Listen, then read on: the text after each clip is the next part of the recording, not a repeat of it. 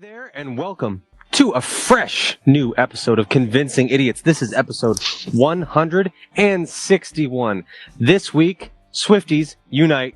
We are talking all things Taylor Swift, what games she's planning to be at and which ones she won't. You're going to want to come to us for all those details and so much more. Also, it is spooky season. We are discussing horror movies, current ones. Are they good anymore? Are they bad? Are there any new ideas? What ideas do we have to make a good original horror movie? What's scary to us? And then for our final segment this week, we are discussing some of the classic movie monsters and different iterations of them over the years in film and television and so much more. So, without further ado, if you dare, join us for this episode and let's start the show. All right. Test. Test. Call it again? Convincing Idiots. Called it ham gravy. I informed them that I sided with the stat man, not just anyone's opinion, the stat man Brian Fisher. These kids today. Jingle All the Way is in fact the best Christmas movie of all time. I need to get Grandma a present, and my herpes is flaring up. I got it. Mm-hmm. Yo. I'm the millennial We're Santa. three friends representing three different generations. That's our whole shtick. That's our thing. Mm-hmm. Nick got the whole poop. Mm-hmm. I'm standing in the sea Awesome. breeze, holding a turd, just mightily. I'm just going hitting hats. Anyway, on a lighter note, Welcome to the podcast. Welcome to the podcast. Welcome to the broadcast. Boys and girls, welcome to the show. This is Convincing Idiots. My name's Dean, the Zennial. I'm Brian Gen X. And I'm Nick, and I am your millennial, and we are your favorite podcast, Convincing Idiots. If this is your first time joining us, we might be your new favorite podcast. If you have not already done so, please feel free to find us on all of your social media accounts in which you are on. We are on them as well. All you have to do to find your favorite podcast of three friends representing three different generations getting together each and every week to talk about nerd and pop culture issues of the day. Where would you go to find links to all of our social media accounts? Well, you would simply venture over to our link tree. So go to Google and type in Convincing Idiots Linktree, LINKTREE, and there you can follow each and every link until your little heart's desire to all of our social media accounts. Please feel free to like, subscribe, rate, review, follow, all that fun stuff, okay? You can also do that and find out so much more about us and different ways that you can help the show. We can even buy merchandise. All of those things are there for your disposal. All of your wildest dreams can come true right on our website. That's convincingidiots.wordpress.com. We are available on all of your favorite podcast platforms. We're back together once again, reunited for this very special time of year. And it feels so It good. does I want to feel say it. so good.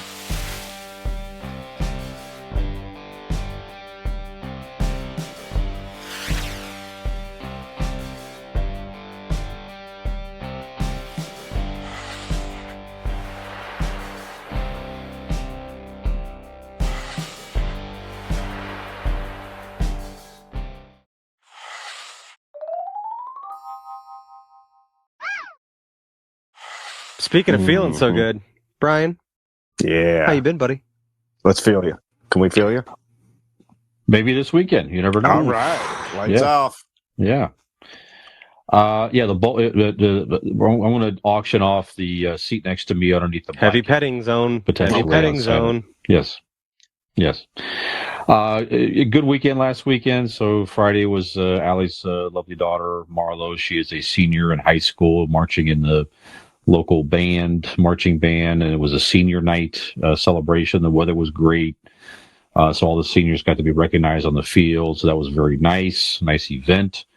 And then Saturday went down to the Woolly Pig Brewery down in Fresno, Ohio. So What a you cute would not name. even know. It is a nice place. And they have actual woolly pigs there, which I've never seen that I can recall in my entire life. These are big pigs with like literally woolly type hair on them. Very interesting creatures. I thought a woolly pig was a type of good caterpillar for a second. I'm glad you explained that. Nope. It was actually Actual my pig. nickname in high school. Woolly pig. Sure, absolutely. But nice place if you're in that area, in Southern Ohio, and good beer and all that. They had a nice Oktoberfest thing going on, so a lot of fun, great time. Till the next day, it was a little bit tough, but Saturday was a great day. So that's Just it. don't bounce back like the way you used to. No, sure don't. You sure don't.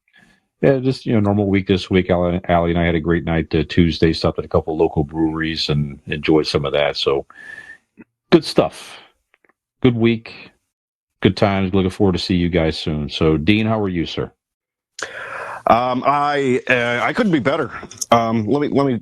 I don't normally like to give away all of the Dean adventures that go on here, but I wanted to mention this one place. Last Thursday we didn't record. I had gotten tickets to the Weathervane Theater in Akron. They did a performance of Murder on the Orient Express. And it was, I've never been to an actual play, right? I've been to like musicals and stuff, but I've never actually been to a play. And it was really cool. I want to go back. These guys did it because you're going to like a small theater, right? So you don't know what to expect. Local players, on stage. It was really cool. They did a great job. The acting was fantastic. It was funny. It was intriguing. I didn't read the book, so I didn't know who did it, right? So it was all good surprise for me. But before we did that, have you guys been to the Merchant Tavern? Yes, I bet that's in where the valley. Alan and I went for our fifth year. Yeah, in the valley there. Yeah, I told you about that place. Yeah. Man, the best burger I've ever had. It was a black and blue burger. They did some sort of like, instead of like just like crumbled blue cheese, it was like some sort of melted blue cheese on it. Oh my God. And the drinks, they make their own vodkas and bourbons and such. The drinks were fantastic. The food, I give it a 10 out of 10. Merchant Tavern on Merriman Road? Yeah. Yep. Fantastic. Highly recommend. That's where Al and I went for our 50th year anniversary for our first date. We went down there. So, okay. Yeah, great place. Absolutely. I don't listen to you or listen to the show, so I wouldn't know that. Not. I fucking talked about it several times. That's where the Towpath Distillery is down there too. It's inside there. Yeah. Was that 2 weeks ago we talked about this? Good. It was literally the last episode we recorded. I think you brought it up. Yeah. Well, that's all right. It's okay. Well, that's I take it back. That's why we went, because Brian recommended it. So the group of Dean's us gonna start retelling your stories like just 2 weeks later and be like, I went to this place. It's so act like he's never heard of it before. Yeah, let me tell you the story about how I gave Dean a hand job. We were watching Jason X. We were under the covers. And then let's see. When I drove out to Indiana for Megan's sister's birthday and her nephew's birthday, it was a nice little party. I've never been to Indiana. It's a lot like Ohio, a little flatter, but it was nice. And finally, yesterday, I did a meet and greet, and I got to meet Ric Flair, the man, Ric Flair. There's pictures online. I don't know if we posted them on our stuff. I did post on X and Facebook, yeah. Okay, yeah. I got to meet Ric Flair. It was... Is Megan home yet? She left with him, I heard. She did. No. She'll be back sometime. She'll be fine. She'll be fine. And she finally got to meet not only a man, but the man. So it was good for her. I mean, he's an older gentleman, right? And there was a long line, so they were kind of speeding up, but you hand his handler your phone, and he takes a bunch of pictures. So made sure he got me walking up and pictures of standing next to him with handshaking and whatnot. Very good. He was promoting a new product, right, or something? Yes, a Woo energy drink. Okay. I'm tried one, but well, here's the thing: the tickets were free, right? So you had to go online and to like Eventbrite or something like that and reserve the ticket. It was free, and I got two for me and our buddy John. He went with me, and once you get there, you have to, in order to for the meet and greet, you have to buy a 6-pack of the energy drink, right? Mm-hmm. $31 later. Oh my goodness! Yeah, $31. I got two different Wow. flavors. It's got more caffeine and whatnot than a typical energy drink. So I'm going to save these for like a hangover day, right? Mm-hmm. But yeah, Nick, you had to jump off there for a second, but I was telling him that the tickets were free, but we had to, you had to buy a 6-pack of the energy drink, Ric Flair's energy drink. That's what he was there promoting. Your mic's out, bud. Yes, correct. Sorry. And $31.97 For how many? For one the 6-pack. What? 6. Yeah. Oh, I mean, they're 16 ounces. I mean, it's not like a Okay. 12-ounce can, but still. My question is, again, is that what they Mhm. normally cost, or is that a promotional? Is that like a meet and I think get that's what the drink thing? I think that's what they normally cost, but you're not normally buying them like they give you a little holder, a 6-pack holder, and you put the singles in. You're I normally see. buying one at a time, so it's probably the same as if you got a, Red Bull or whatever. Maybe a little more, but still, you're paying for the branding. You're paying for a lot more caffeine and whatnot, and it's made from like mushroom whatever. Like it's a whole unique specialty, but still, I would never in my wildest dreams pay that much for an energy drink. But $31.97 was well worth meeting. I was going to say, if that's the price to meet, if you were to That was go the to some price sort of convention and meet Ric Flair, Yes. you're going to pay that Much more than that anyway. And in this way, you're still getting the drink as well. So I feel like that's fair. Yeah, exactly. But I'm like, if that's what it always costs, like, fuck that. Like, no way. It's insane. Right. I got I got like a dragon fruit and a banana strawberry, something like that. Dean's brother was there as well, and who I work with as well. And I told him, I said, Balin, you got to do me one favor. I said, when you see Ric Flair, just real quick, just for me, when you see Ric Flair, you got to tell him, Rick, Nick Schaefer says, woo! He'll know what it means. He'll know what it means. Just say it to him. I'm sure he probably did. So Ric Flair knows that I said that to him, and And he whispered in Balin's ear, will you tell him if I see that motherfucker again, I'll cut him. He says, and he'll know what that means. Mm-hmm. So whatever that means, I guess you do know. We go way back. There's a whole backstory. I don't have time to get into it right now, but yeah. No. We've got things to talk about here. But yeah, that's what's happening in my neck of the woods. Get to meet Ric Flair, go to Indiana, and have the best burger I've ever eaten. So fantastic. I'm having pretty good. There you go. You're on a Nick, roll. what about you? Can you beat me? Yeah, come on. Not over this call. I can't.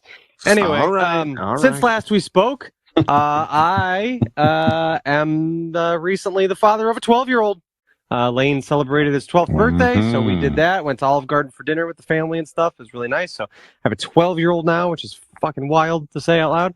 It doesn't seem real. No, you're right behind me. You're only a few weeks away yourself. Yeah. But so we had the birthday this weekend. Just kind of did some things around the house. I got to some chores around the house I've been meaning to. Didn't really do a whole ton. Working a lot still.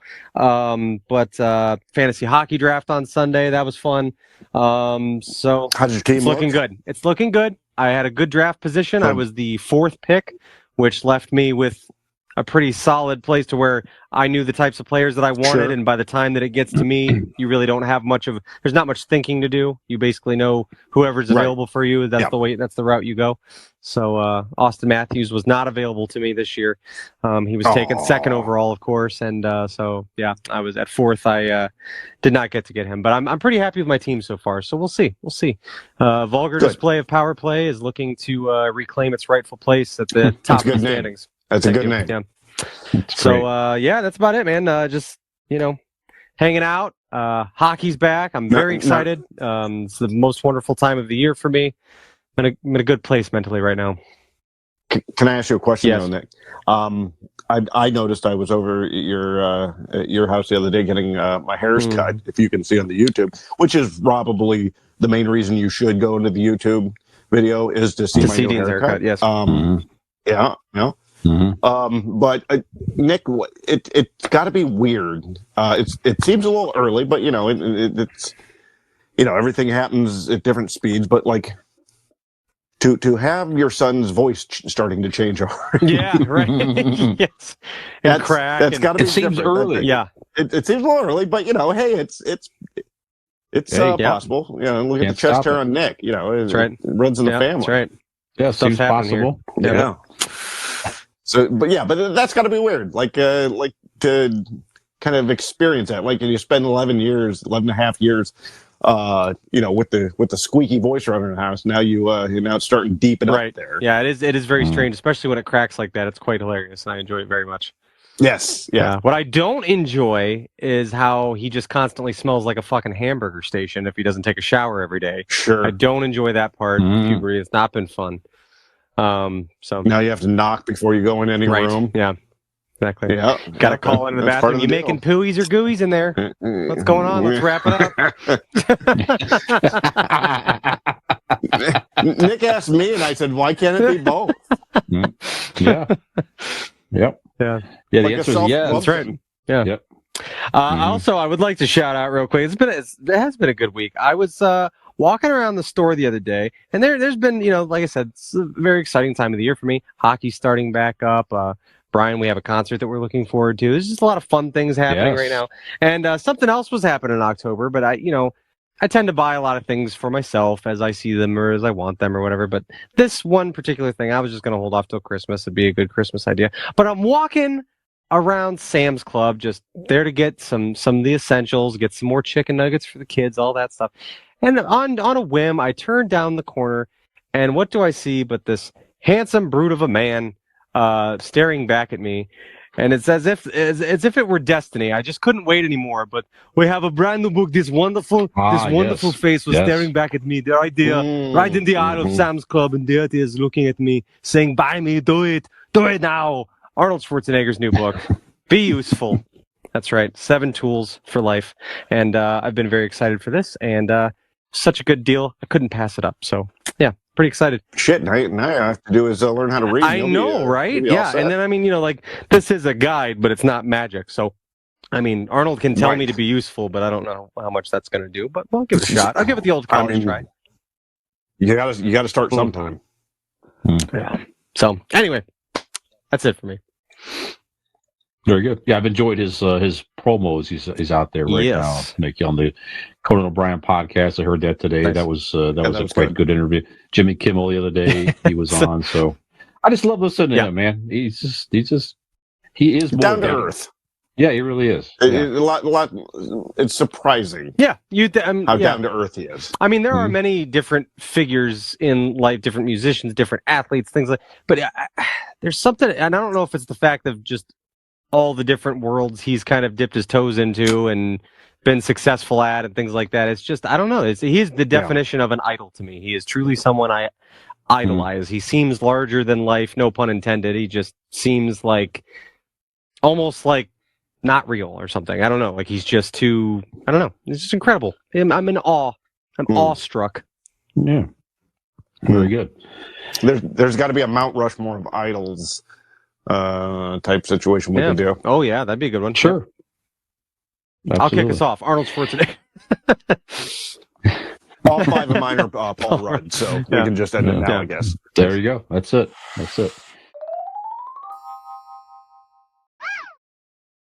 Well, Nick, beyond the book you just got, you're just getting into it there. Anything else you want to recommend in idiot reviews, sir? Yes, sir. Why don't you keep on going? Absolutely. Yeah. The main thing that I saw that was new to me, I watched a Netflix movie called Emily the Criminal. I don't know if either one of you have watched this. I think it's been out for a little bit now. No. It's starring Aubrey Plaza, who I think is quite adorable. But she typically plays a lot of quirky, weird, just oddball characters. This was a really great drama role for her. It was a really captivating movie. Essentially, without giving too much away, she's just kind of somebody that's, A criminal? Well, fresh out of college, right? She's got a lot of student loans and a lot of student debt to pay off, and she's trying to make her way in the world, and she can't seem to catch a break. And you know, an opportunity presents itself to her to where perhaps she can make some money pretty quick by doing some illegal things, and then it just kind of picks up from there. Why didn't she just sell feet pics like I Brian know, does? right? Yeah, I'd buy Mhm. those. But yeah, Mhm. it was really good. It was one that I kind of threw on, and I was just kind of like, I like her.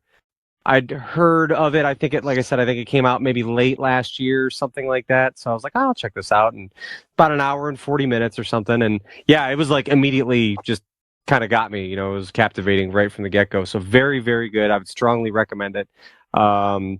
Essentially, I don't think it's giving anything away. She essentially gets caught up in running different credit card fraud for people, and then starts to see how much she can make doing this, then gets a little more involved and kind of, gets involved with some of the wrong people and all that type of stuff. But really, really interesting role for her, and very cool movie. So Emily the Criminal on Netflix, I would definitely recommend. Like I said, about an hour and 40 minutes. You can knock it out pretty easy, but definitely very, very good, very captivating. And then other than that, I've been rewatching the show Girls on HBO. I don't know if either of you ever have watched that. Lena Dunham show. It's been off the air now for, I don't know, probably 4 or 5 years. I think it was on for 4 or 5 seasons. That's where Adam Driver basically got his start, and that's how I knew of him before Star Wars and stuff. That's Brian Williams' daughter. Correct, Allison Williams. Yeah, is in there. Yeah. Which, man, that's a weird one. I see stuff that she's in now, and she's in a lot of weird, like, just poorly written movies, and her acting's like, which if you watch her in that show, she's a good actress. She was the, like, she's, right, she can be. She was the aunt in that Megan movie about the AI right. doll. Yeah. Yep. Yeah, she was good in that. So, but yeah, that's a great show. We loved that when it was on, and it's just kind of one of those ones that you can only watch Friends a few hundred times before you start peppering in different shows that you've already seen to kind of just watch and as ambient noise and rewatch.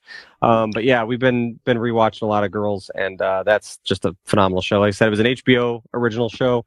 Very, very good. It's good, dramedy, I guess, series. There's a lot of serious stuff, but also really funny as well. And then just, man, I've been injecting hockey straight into my veins. That started 2 nights ago, and I just got it's on over there right now. I'm just so happy it's back. So that's about it. That's all I've been watching. Brian, what have you seen? Awesome. Let's see. I finished it up last evening here. It's now on Amazon Prime. Renfield. So this is the Nick Cage as Dracula, which may tie into our little segment later. Nick Cage as Dracula. Awkwafina's in this. Nicholas Hoult plays Renfield. He's been in a few things. Good actor. Not at all what I was expecting, but in a good way. So basically, Renfield is, they're living in modern times. He's been the servant of Dracula for many, many centuries. And Renfield is becoming tired of being Dracula's servant, being picked on all the time. But so he tries to break away from that. So a lot of things ensue. Renfield joins like a support group and befriends some people, gives some motivation to try to get away from Dracula.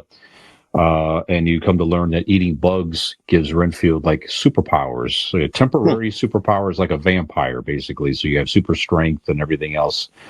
So is this on Peacock, right?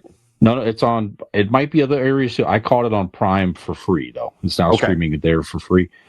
Over the top violence. It's like a dark comedy. And you know what? Nick Cage was fun as Dracula, as you might imagine. Sure. So. Yeah, it's worth a watch. It's it's like an hour and a half, something like that. So it's an easy sit down watch. So if you're looking for kind of a dark comedy, again, not really for kids, like I said, a lot of violence, but have some fun with Renfield this Halloween season.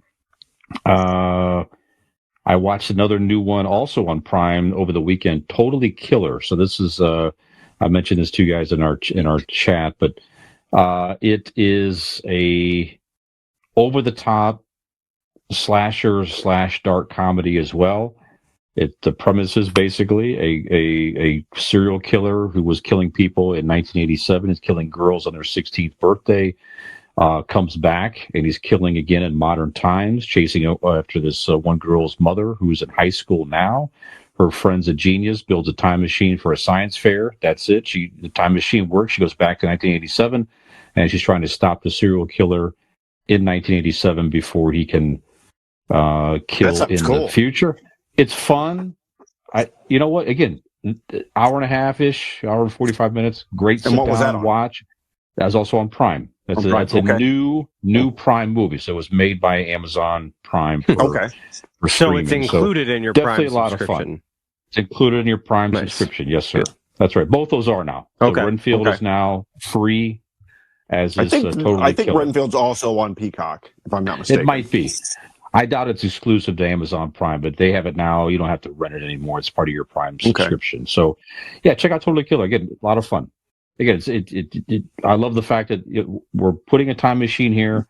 That's how she gets back in time. I'm like, okay, cool. That's it. That's all. You don't need to go over explain it more than that, and you get the nostalgia and everything else. It's also fun that you have a modern girl going back in time, interacting with teen girls in the 80s, and she's just like, hey, this Mean Girls thing really isn't violent, and so it's back in the 80s, we weren't hearing any of that shit. You know what I mean? It wasn't, so it's that whole interesting, funny dynamic as well. So anyways, go check out Totally Killer also. And I am watching Loki season 2. First episode there was good. I'm not going to get the details there. Ahsoka finale was great. Started to watch Walking Dead, Daryl Dixon. If you're a Walking Dead fan, it's an interesting new storyline for Daryl Dixon on AMC and AMC Plus. He's what gets washed up in Paris.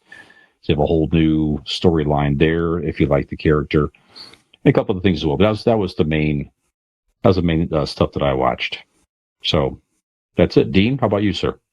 Well, I mean, if I'm allowed to promote my own stuff, that other than watching Ric Flair's wallet grow at your expense, what have you been watching? Right, that's right. That was an interesting show. No, I've been working on my Fresh Prince of Bel-Air pornography fanfic. Mm-hmm. It's going to come out soon. Awesome. Other than that, Loki, the first episode of Loki, fucking phenomenal. I loved it. I liked that a lot of in the trailers that they gave you before it was showing a lot of this stuff. You're like, wow, that's probably like towards the end of the season. That's a lot of it. They pretty much showed you a lot of the first season. So like, now the rest of it is going to be a good kind of surprise, if that makes sense. It's it's compelling. I like how they're doing a little bit of the time travel thing itself. I thought that was fun. I love OB. I can't remember the guy's name. He played Short Round. Q Hai Kwan. Yes, like that. Won the Academy Award just recently. Yeah, he's great. Was in Indiana Jones Short Round. Yeah, that guy's great. Yeah, I highly recommend that. Obviously, if you're a fan of Loki, you probably have already seen first one. And by the time you're listening to this, like tonight as we're recording, it's actually just premiered. They're waiting till 9:00 now. It's no longer a midnight. Then it comes on Disney Plus. They're waiting till like a 9:00 start time. So, which I kind of like. It's kind of like right. Yeah, prime time TV. Yeah. Yeah, they did that with the Ahsoka as well. Carter and I were waiting there, and as soon as it turned 9, and hit, you refresh and hit play and enjoy it like old school TV. Other than that, I don't think. I mean, I'm still working on Murders Only. Murders Only in the Building. That's fun. A lot of fun. Yep. Yeah, I like where that's going. Yeah. Other than that, not a whole lot's going on. That's all I got to recommend. Okay. Very good. All right, guys. Well, let's take a break and we'll come back. Yes, go ahead. I just want to say how great the first episode of Quantum Leap was. Season 2? Yep, season 2 just started. First 2 we're 2 weeks in. They luckily filmed 8 episodes, so up to the season mid-season finale. Okay. Before the writer strike, so it's none of that's been affected. So we get 8 weeks of a new Quantum Leap before they can start filming. The second half of it. Yeah, it's quite good if you're a fan. I am super pumped for this weekend because like now I can get back to the routine of my Sunday mornings waking up and watching Saturday Night Live. Like, because I'm like, thank fucking God, That's like right. it's Yeah, over absolutely. now, Yeah. and like SNL will be fresh this Saturday with Pete Davidson. I'm very excited, which will be hands down the most amount of skits he's ever been in, and since he'll be the host and has to be in all of them. That's more than he was ever in like however many years he was a cast member. So, but yeah, I'm looking forward to I love that. We wake up on Sunday morning, get my coffee, we watch SNL. Make a drinking game of how many times he breaks in each sketch. You got to take a drink. All right, excellent. I did watch one more thing. I had not gotten around to watching the movie Smile, by the way. So that creepy movie Smile. I just watched it last evening. It was creepy. Yeah, from a modern horror perspective, I wasn't quite sure where it was going to go. It was not bad. So there were definitely moments where it was, weird, and it kind of had me on the edge of my seat a little bit and all that. So that is a newer horror movie that was not too bad. So we're going to talk about that also in our second segment here on an Ask an Idiot question about modern horror movies in general. So that'll be coming up along with pop culture headlines. I got one more thing I watched. If you don't mind, before we go, I watched my wallet get fatter because of the money I saved with Blake Insurance. Because Blake Insurance is an Erie insurance agency located right here in Barberton, Ohio. They provide auto, home, renters, and business insurance with honesty, decency, and affordability. Erie Insurance is above all else in service. You want to call 234-571-5359 or visit BlakeInsuranceLLC.com for your free 5-minute quote today. And trust me, it will not be scary. Very good. All right, well, Dean, I'm sure that made Aaron smile. And we hope you will smile when you return after the break.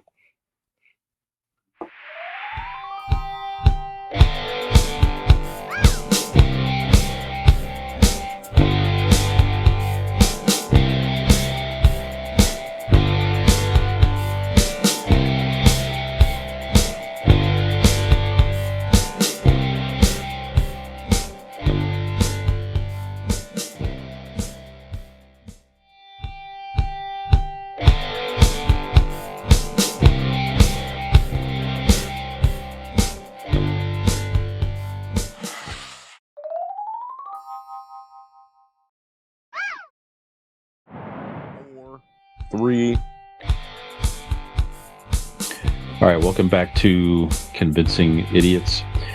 One of Dean's all-time actors, favorite actors, has just passed away. We need to mention. Michael Gambon. Michael Gambon, Dean, as you were talking off camera, played Dumbledore in Harry Potter. Those books, and then even actually, it was funny because Dean was just saying that those movies meant so much. The books meant a lot, but he actually did reverse. He was so interested in the movies that he went back and read the books. Yep. Okay. Big Harry Potter guy. Passed away at 82. So, Dean, what are your top 5 projects that Michael Gambon was in? He's such a prolific actor and such a presence on screen that I think I would do a disservice singling out one movie. I just like to think of all of his work as a whole, it's like a whole masterpiece, an artist's work in one canvas. I feel like that's like you just don't point to the flower on a Picasso painting. You go look at the whole thing, and that's what that guy did and gave us art. A masterful artwork throughout his career. So almost as masterful as the maneuvering you're doing in this conversation. It's very, very similar. Yeah, my headphones. I didn't hear you. Anyways, let's move on. Rest in peace. Michael.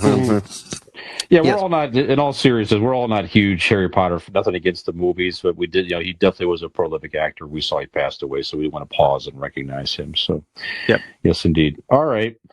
Another not physical being has sort of been killed, but this is being resurrected again here. I don't know if you saw the news about the. Oh, did you get those blue chews?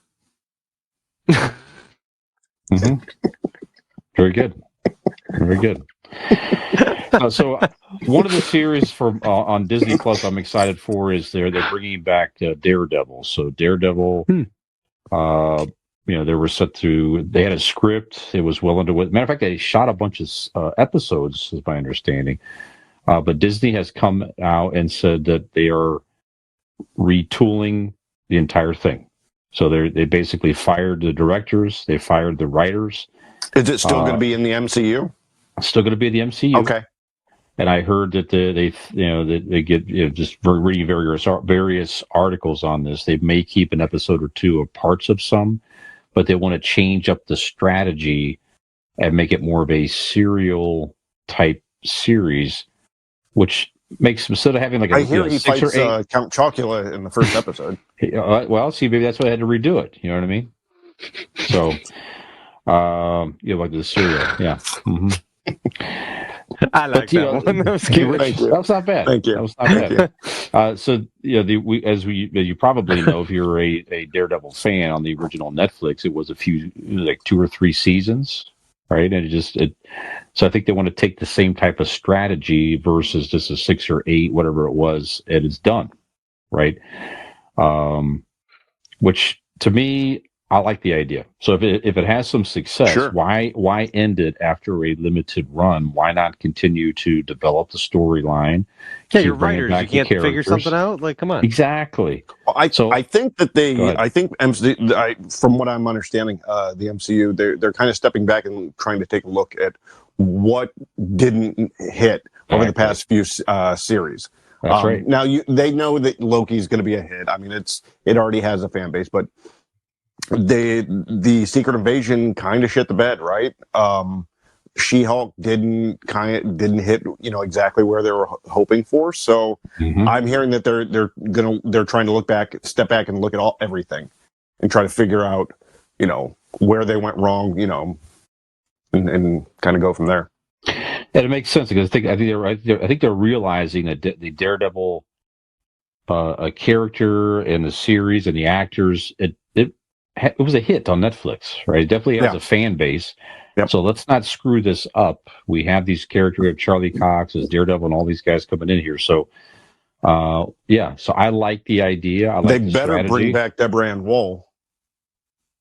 Who's the redhead from? I'm not sure. Well, Vincent D'Onofrio. I know. Originally, when they first started the reboot, or when they started bringing it back, she was not coming back. Okay. So hopefully, with this retooling, they get their heads out of their asses, because she's a bit of all right. Sure, absolutely. All right, so I like the approach here. I don't know, Nick. Did you ever see the original Daredevil on Netflix? No, I've seen the movie, and that was enough for me. Oh no! Watch the series again. Watch the series. It's like, it's not the movie's fair. Horrible. It's not fair, but it like that. It's completely turned me off from the character. I just don't have Affleck? Yeah, I just don't. I don't have an interest in that close. character at all, because of those movies. And I know, like I said, it's not fair. It's not the same thing. It's not the shit. The one scene in the Spider-Man movies. The one scene in the Spider-Man movies where they throw the brick in, and he's blind, but he reaches up and catches that brick and shit. I mean, it's amazing. That's kind of a badass scene there. I mean, that should go, okay, I can see a little bit more of this guy. Yeah, for sure. But apparently, Spider-Man.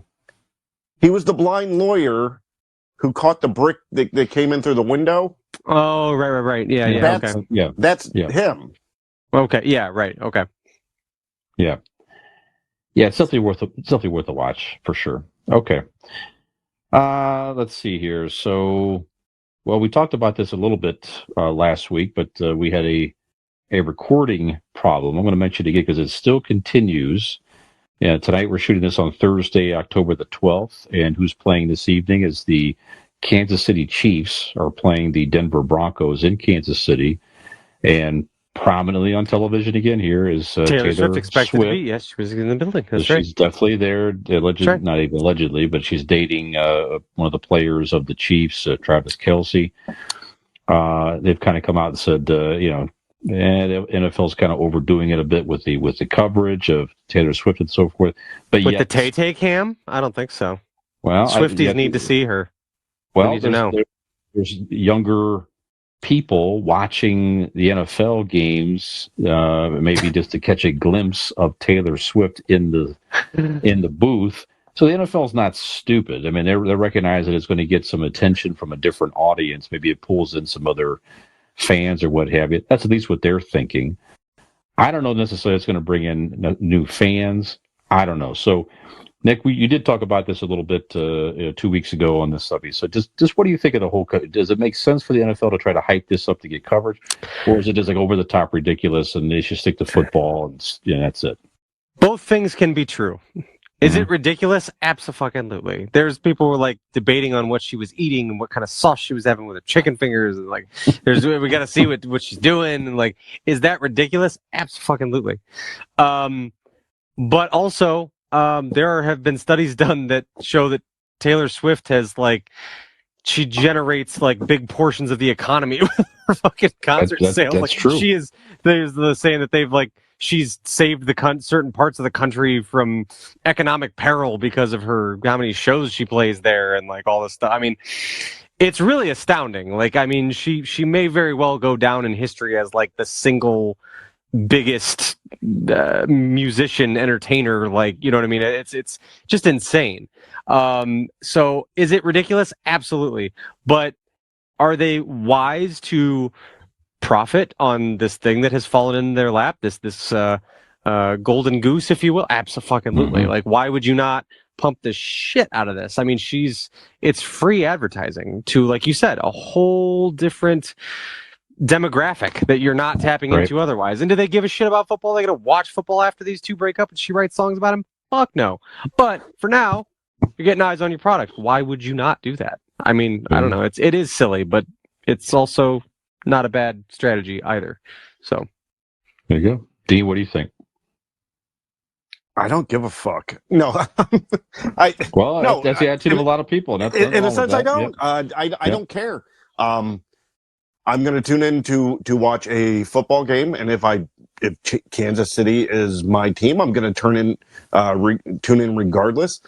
If they show a guy on the sidelines, a person in the stands, a fucking hot dog vendor, I don't give a shit. As long as you capture what's going on the field, what you do just before commercial break, I don't give a shit. There's nobody going to show me on screen that's going to upset me or annoy me as much as, everything annoys me, but like more than usual. Everything. Right. I was thinking I'm watching on this screen. But so I don't care if they show her or not. If it helps them, like Nick said, it's making them money. Why wouldn't you do it? That's just dumb not to. Mm-hmm. Right. That's right. If they showed pictures of Brian's feet and it got ratings, fuck, you keep showing them. And I mean, honestly, all pro sports does this in general. Anytime there's a celebrity at their game, watch an NBA game. There's always people sitting courtside, and as you should. Will Ferrell's always at LA Kings games and all this stuff. I mean, it's not a new thing. None of them are as big as Taylor Swift, and like I said, the coverage of it and the tweets that you get. Taylor Swift is rumored to be at Arrowhead Stadium the night that they play. Like that. There's a plan that like she'll be there. She's in the building. Like, yeah, it's a lot. And if you're the NFL, you are the ones fucking leaking that shit. Oh, for sure. Yeah, of course. Yeah. Well, nothing's by accident with an organization that big and that well run. None of that shit's accidental. Yeah. And why else would somebody watch the fucking Chiefs play the Broncos unless Taylor Swift was there? I mean, come on. Exactly. That's right. I mean, you might recall, I know, Nick, you remember, Tony Romo had a pretty good run there for a second there. Like Carrie Underwood. Carrie Underwood and then Jessica Simpson. Yes, so that's right. It was no different back then. I mean, they was dating them. They would show them in the stands and the booth and everything else, wearing the Tony Romo jersey and everything like that. So anything to get hype. Obviously she's the biggest thing out there right now in the music world. So why not take advantage of it? I don't know. But did they show O.J. Simpson's wife? Never mind. Anyways, go ahead. No, probably not. Okay. Okay. One more important question, Nick. Are you going to see the Taylor Swift movie? I don't know that I hope you're talking to Nick. I don't know that I'm going to catch it I don't know that I'm going to catch it in the theaters. But I would be interested to see it. Absolutely. I've been turned. I used to not be a big Taylor Swift fan for no other reason other than just I was just general annoyance. But after I watched the documentary, I can't help but like her. Opens tomorrow, and they say actually opens tonight, I think. But the official opening is tomorrow. The wide opening is tomorrow, and they say that they could make some records. Be interesting to see how this compares. Would not shock me if it makes the Barbie type money in the $1 billion range globally. Is it now? Honestly, I don't know. Is this movie? Is it concert movie? Okay, I was say concert movie, documentary, like whatever. Yeah. Okay, gotcha. Okay, in that case, I absolutely am going to go see it tomorrow. Yes. Okay. If I can get tickets. It's not looking great. It might be hard to get a ticket. It probably will sell out. I would imagine it would be. Yeah. Yeah, absolutely. Yep. All right. Well, one movie that's currently doing well, that's probably going to get knocked off of its perch easily by Taylor Swift, is The Exorcist sequel. So this is the... Good.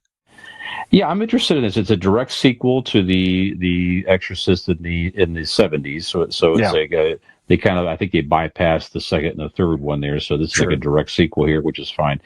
So well, the third, wasn't the third Exorcist movie was like written and directed by the actual guy who wrote the book, if I'm not mistaken. Isn't that correct? I am not sure. You mentioned this recently. That is worth a watch. Like I said, because the original priest. He always considered it to be the actual sequel to the first one because it was him. Let me double check. Keep going. Okay. I'll tell you, Taylor Swift's movie comes out tomorrow. Let's talk a little more on that. That's right.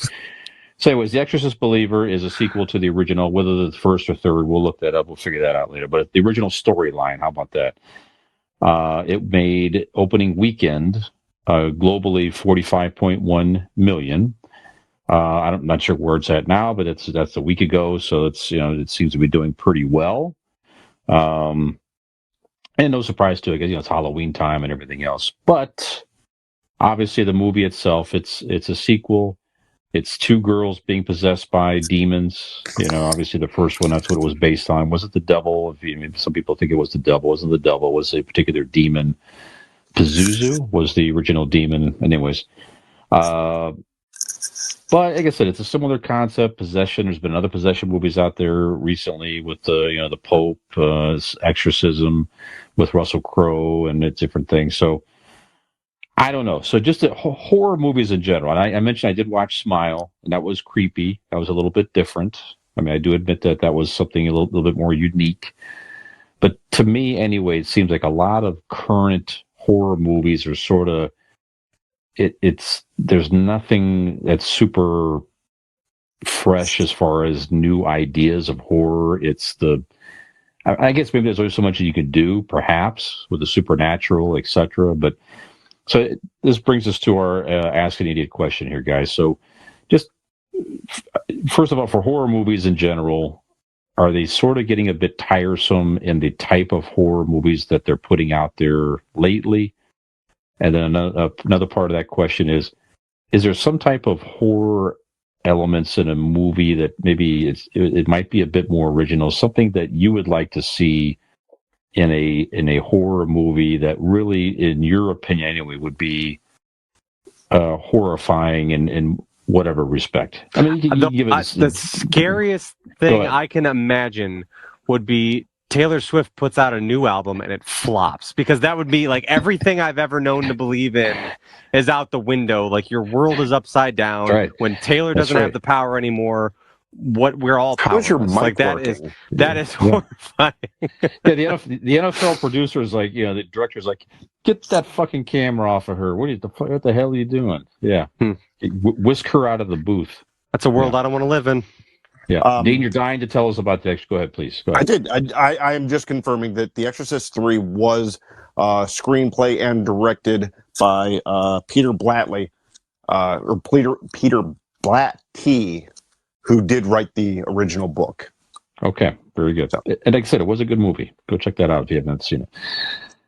Okay, so in all seriousness, so again, our current horror movies a bit tiresome. Is there any that you're even look forward to seeing, or that you've seen lately? It's like, eh. And then what would you like to see in a new idea horror type movie? So, Dean, go ahead.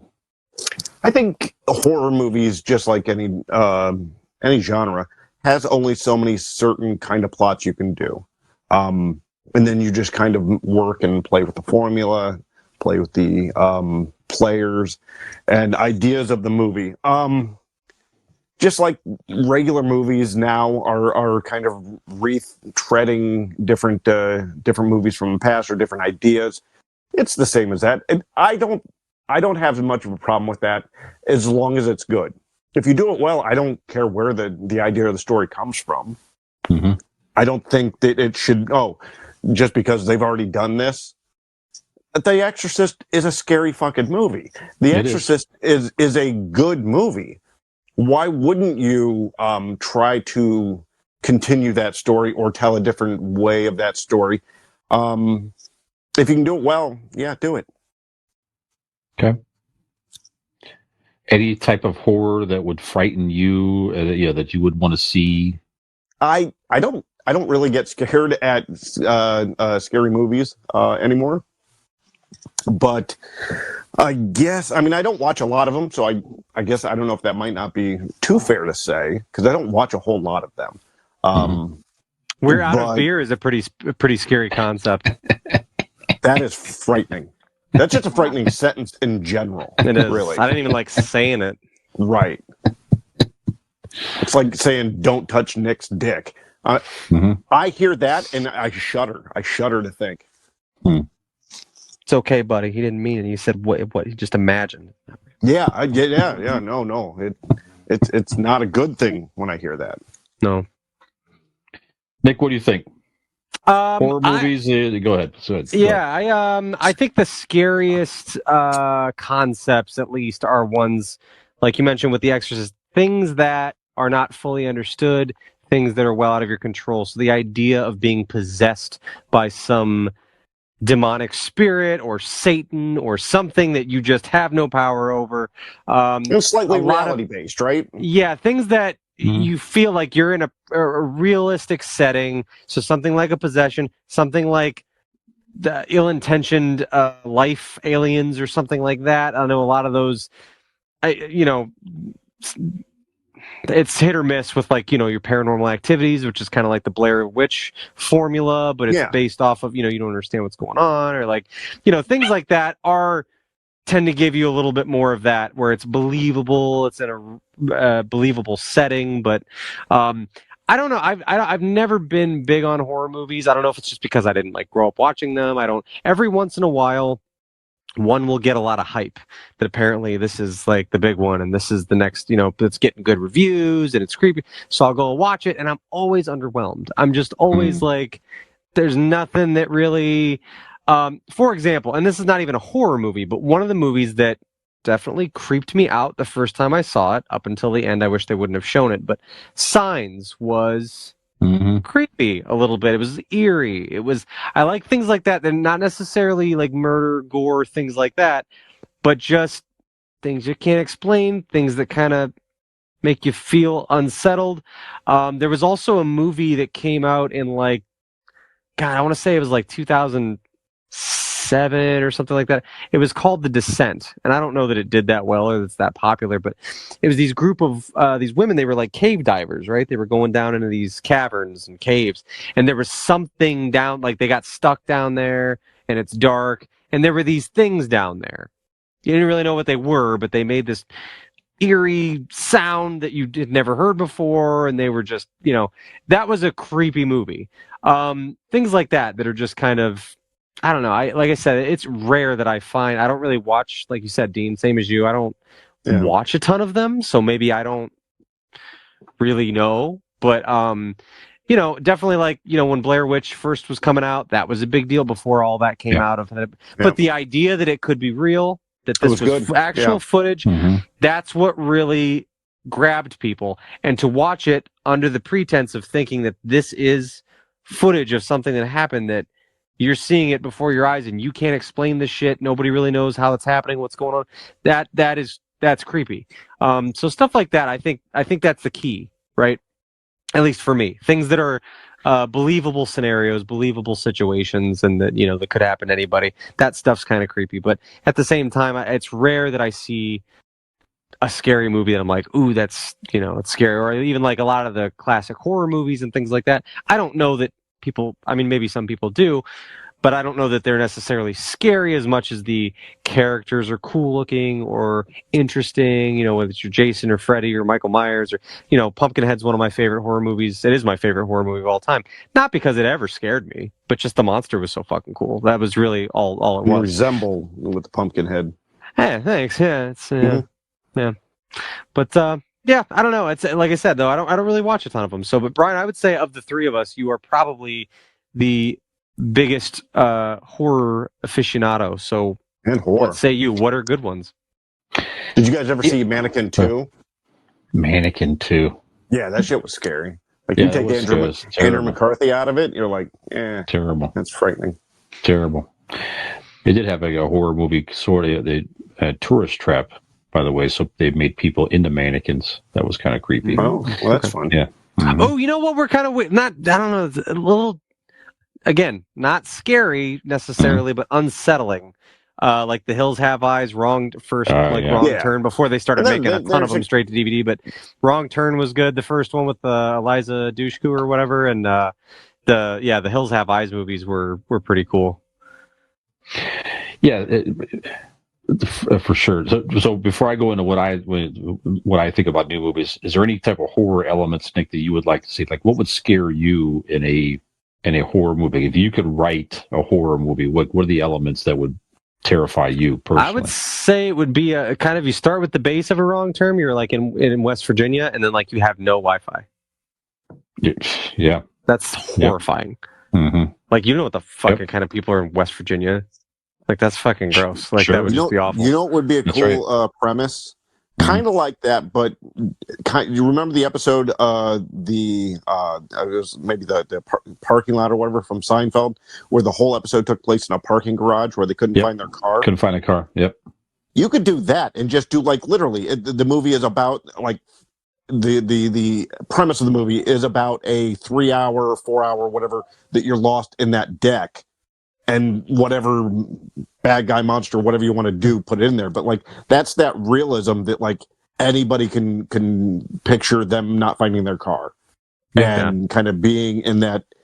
And they go up and down, maybe 5-6 levels. So like all of them look the same, and you can't remember where what number where you parked. So you're going up and down everything, and it looks the same. You get lost. That could be us. That could be something like that. Yeah. Yeah, absolutely. Or you out on a nice sunny day, you're getting some fresh air, you're taking a ride or something, and then like before you know it, your legs start cramping up, and oh shit, you've gone too far. You're too far out. You're like on a bicycle. You're having a leg cramp, and then what your hero of the story? The power of electricity. An electric bike. You get to fall back on the safety of your electric bike, and where would you find one of those but our good friends at RPM Bike Shop? That's right. They're located right close to here, Carrollton, Ohio. They have the finest selection of electric bikes to offer you so that you don't get stuck in a creepy situation. That's right. All you got to do, if you don't believe me, go check them out for yourself. If you dare, go check them out on Facebook. Just search RPM Bike Shop or go to their website, rpmbikeshop.com, or pick up the old phone and give them a call, 330-808-7792 today. Don't leave yourself stranded in a spooky situation. Get yourself an electric bike from our friends at RPM Bike Shop today. Very good. Excellent. I would have one, Dean. Maybe we write this one for Nick specifically. So yeah. So it's Game 7 of the Stanley Cup Finals. The Maple Leafs are in it. It's a tie score. I'm getting scared. I'm like honestly nervous in my core of the core of my bones. Just using it. Okay, yes. It's a tie score. I'm anxious. You got me. And who's your favorite player? Austin Matthews. Austin Matthews. Sorry. So Time is running out. Ooh. So His knee goes the out. last no, Don't you put that evil on me, Ricky Bobby. nope. Austin Matthews hits a shot. It looks like it's going toward the net. No time left. The TV goes out. It's not real, but I'm And- so invested. Oh my And god! you have I can't. and Nick there's no, he tries to check his phone, not working. Power goes out. Yeah, you just can't. It Everything's just doesn't. down. Right. And the date. It's happened in real time, but I can't know. I just Right. can't. I don't And know. And You days, don't get to- days stretch into weeks, and he's still trying to figure out, did they win? Did they not win? He's asking people. No one knows. It's not in the paper. Can't get a paper. Oh my He god! just does not know what happened, and he's trying to find out, did they win? Was it a tie? Was it overtime? Did they Have lose? all my wildest What dreams come true? Or am I happens? taking a bath with a toaster? What is happening? just- Which and no way one does it knows. go? Oh, No one knows. I got the twist. Mm-hmm. At the end, like he's at his wit's end. He needs to find out. He doesn't know, and it's just driving him mad. The closest to insanity a man can come. And and finally, all of a sudden, it fades to black. Like the screen fades to black. And you find out none of it's been real. He's did the erotic autoerotic asphyxiation where he's jerking himself off while choking himself. That's it. Just And find that him was in the his closet. last. That was his dying thing. Was that image of the Stanley Cup? And you find I like out it. it didn't happen, and it won't happen. And I just needed a There half you a go. second more to get off, but instead, That's you right. just don't know. That's Yep. right. And you Yep. just Yep. and you just the screen pulls out, and you're just there hanging from the That's it. from the. That's the really leather good. I mean, I strap. don't know who would Are you watch writing this that, but down? that's good. That's good. Yeah, That's it's not bad. Yeah. It's not bad. And with a little puddle of Cumsy right there in front of Nick's personal mindfuck screenplay. There you go. There you go. Whoa. No, from a current horror movie perspective, there's not a lot. I don't really remember the last horror movie that I watched. And I was like, that was good. I honestly, I just do not remember. Like I said, Smile was creepy. It wasn't phenomenal. It was sort of, it wasn't quite sure where they were going with it. But once you understood the premise, I'm like, okay. Yeah, like I said, it's difficult to come Isn't with a it new the idea. very similar premise to The Ring? No. No? Okay. Well, you know what? In some respects, there is some elements. To Right. Because you Okay. pass on a curse type deal. Yeah. Yep. Yeah. And then Yeah. in so many days, whatever. Yeah. Right. As far as what is frightening, like you mentioned it already, is the elements of where you can actually picture yourself in that Yeah. situation. You're not going to fight, like you say, you're not going to fight Jason, you're not going to fight Freddy Krueger and stuff. No, that's just Right. that's not Not reality. successfully or not. But, no, you Mm-mm. sure. No. Get your head punched off. I look for the same idea in porn. Like, Mm. if I see somebody with a real small dick, going at it, I'm like, I can't comprehend. This doesn't work for me. Right. This isn't real. Come on. I need somebody I can relate to. Like, I could be there plugging away. Mhm. Give me Shane Diesel so I feel like this could happen to me. No, but true horror for me really is like is if all of a sudden you were alone, feeling alone. So maybe it's something to where And that's all. He can just end the sentence. That's it. Just alone. That's right. No, but like maybe you'd be in your normal life, and they've done plays on this type of thing. There's been different. I think it's even like Twilight Zone type series, and they've done some similar type of things. But if you were just in your world, and all of a sudden no one knew who you were, and you were just alone, you were just stuck, right? Mm-hmm. So the horror of that to awesome. Where. But you would see, like, there's your kids. I mean, there's your family. They don't know, and nobody talks to you. They talk to you, but they don't know who you are. You're all of a sudden you don't awesome. exist. So they don't ask you for anything. Holy shit! This is a horror movie. True story. True story. Yeah. When I went off camera and Dean was talking about Ric Flair in segment number 1. Uh-huh. I had to leave to go upstairs to clean up dog vomit because apparently nobody else in the house can do that but me. So they came down to recruit me. But in a world where if I'm a stranger, they're not going to ask me to do that shit. No. They're going to figure something else out. They're just going to buy toys in their basement. That's right. That's right. Leave me with my toys. That's right. That, or maybe you go back in time, and maybe you find a way to go back in time, but then you wind up having to relive some of the most terrible points of your life where you did, and you just can't get out of it. You think maybe there's something cool about going back in time to relive your Okay, life, and then Dean, once I'll you do a do that, podcast with you. no, yeah, Or that like so like real a life is horror. like a, Real like a life, like a yeah. lady like an old lady like Slimmer or Slither, whatever that movie was, where she puts a curse on you. Mhm. And now you go back like Quantum Leap style, and you are repeatedly going back into like family members during sex, and like you have to just repeatedly fuck your grandmother or your mother, or you know what I mean? Just these awful situations. There's a horror movie. Sure, yep. Not as good as the first idea, but yeah, yep. You have to come back as Brian Sock at one point. Sure. Some might like that. Yeah. Some might pay I've good never money. been so hard in my life, literally. Yeah, like stepping on you all day and get my odor all around you all the time. Yep. Right, There you have it. we're talking about your jerk sock. No, I understand. Oh, okay. You got confused. He's like, yeah, it's a smelly sock. Or Brian just admitted that he jerks off into a sock and then puts it back on his foot. It's all squishy. Who needs steel-toed boots so I can put on these socks That's on my right. feet? That's right. Yep, it's good for It's like I'm calluses. floating on air.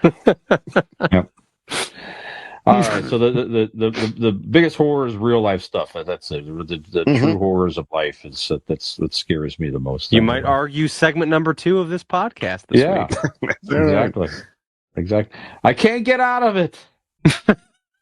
They won't stop talking about jerking off. Stop it. Yeah. Yep. All right, we're gonna take another break, you guys. But we're gonna come back with horror movie type characters that aren't necessarily they're kind of creepy and frightening a little bit here, but some of our favorite movies that may star some of them. My shirt, if you're watching us on video, might be a clue, and if you're not watching, I'm wearing a Creature from the Black Lagoon shirt, so that'll tie into our third and final segment, coming at you from the deep after the break.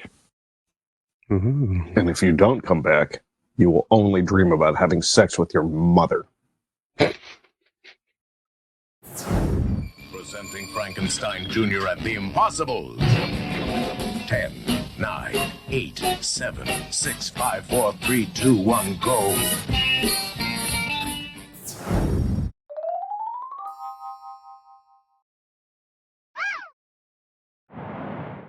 Three. And welcome back to Convincing Idiots. This is segment number 3. I am Millennial Nick, along with Gen X Brian, Zennial Dean. Hey, that's me. Brothers in crime. We are here for a very spooky dooky third segment of Convincing Idiots. That's correct.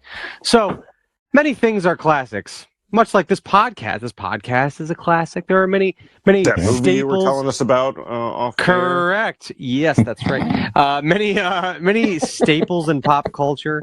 But certainly for this time of year, some of the biggest staples in, as we discussed earlier, horror movies, scary movies. The Halloween season brings these things about. Think of classic horror films like the OGs, like Dracula, the Creature of the Black Lagoon is seen on Brian's shirt. You got the Wolfman, Mummy, all kinds of cool characters. Turbo Man, that's right. Fucking Ted from Next Door, always poaching wives. So many scary characters, and so we have decided that this week for our third and final segment, in the spirit of Halloween, in the spirit of these legendary characters in film and horror films specifically, we would maybe discuss some different adaptations, some of our favorite adaptations based off of these legendary characters that paved the path. So, Brian, why don't you go? Like, what are we looking for here? This was your idea. You had this brilliant idea. Frankenstein? Like, what? So we're talking like doesn't have to Doesn't be. happen It's that not the often, so original, let's but explain it. Yeah, different versions. Yeah, you explained it very well. So yeah, the original, like you think about the original, like Universal movie monsters, like you mentioned most already. Like you said, the Mummy, Dracula, Frankenstein's monster, the Mummy, Creature from the Black Lagoon. Those original horror movie monsters. Like you said, there's been different versions of these movies, reboots, sequels to the originals. So like you said, just any movie or TV show, whatever that you enjoy, some of your favorites that has these characters in it, other than the original movie. That's really it. So that the tons and tons of options that are out there. So that's exactly it. So just if any come to mind, we'll talk about them a little bit and why you enjoy them. So, Dean, why don't we start with you? Do you have one in mind, sir? Oh, I sure do. My number one on my list really should be number one on everybody's list and number one in their hearts.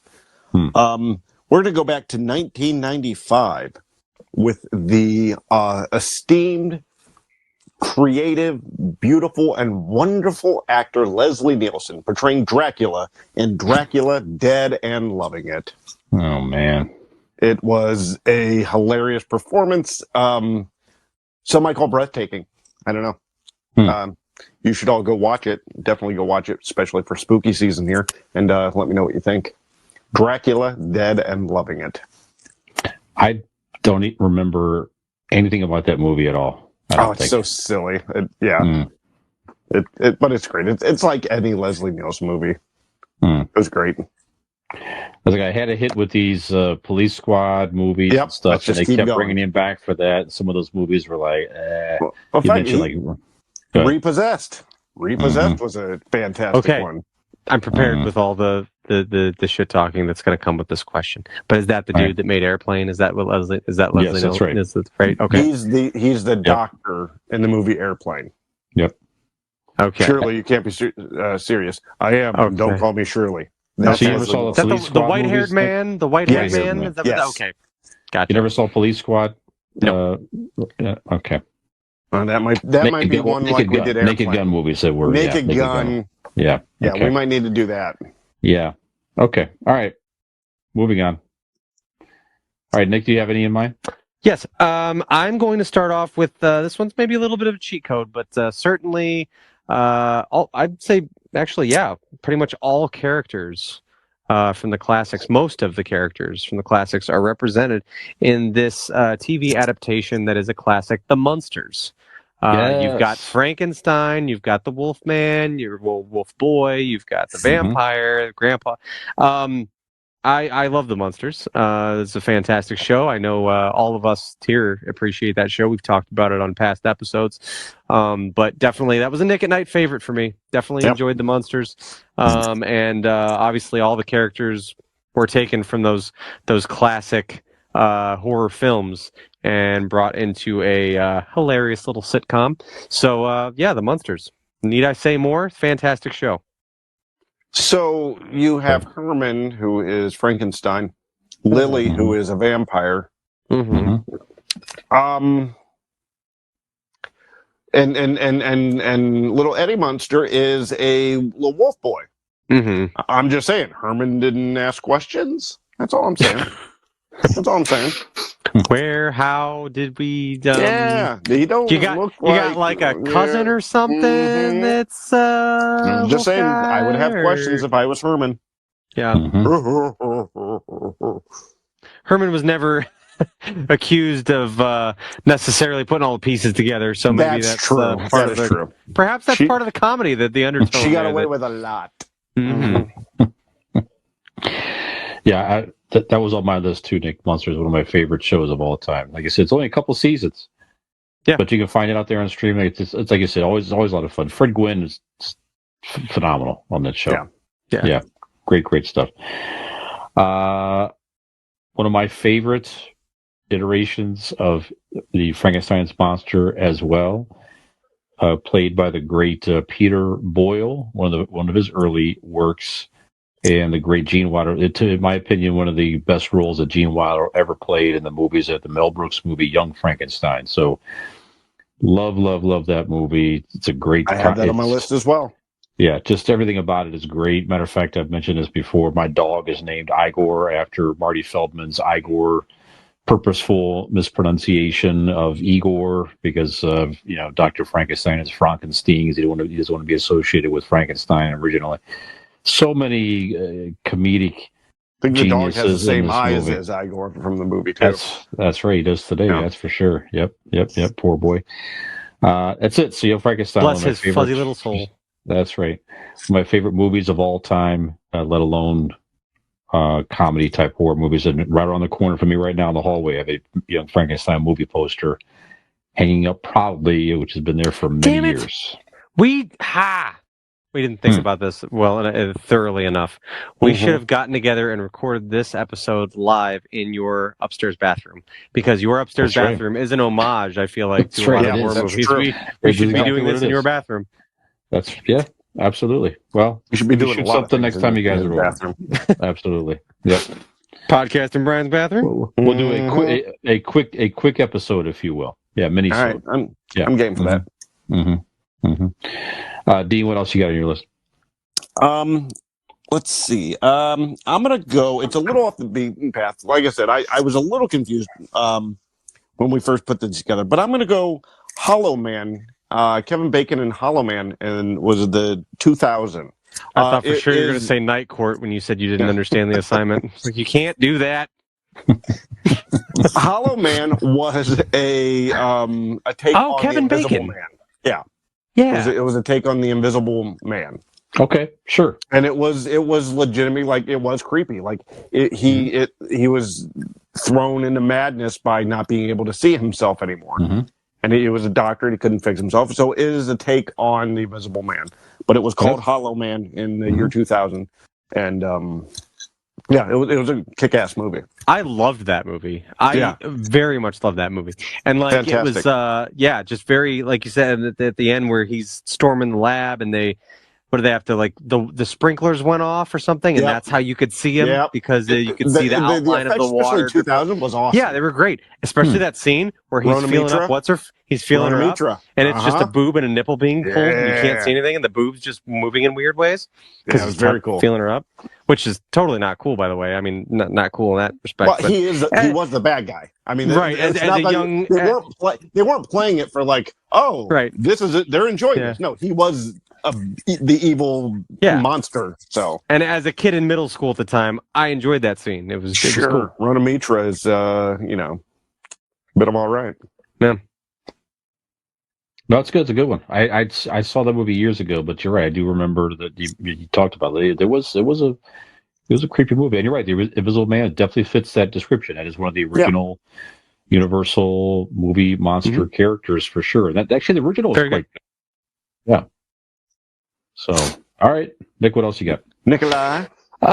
Next up, I'm going to go with, this is another one. It's kind of like, I don't know if it qualifies or not, but I really enjoyed it. It was just put out last year. I know we all watched it. It was on Disney Plus. It was a Marvel property, and it was Werewolf by Night.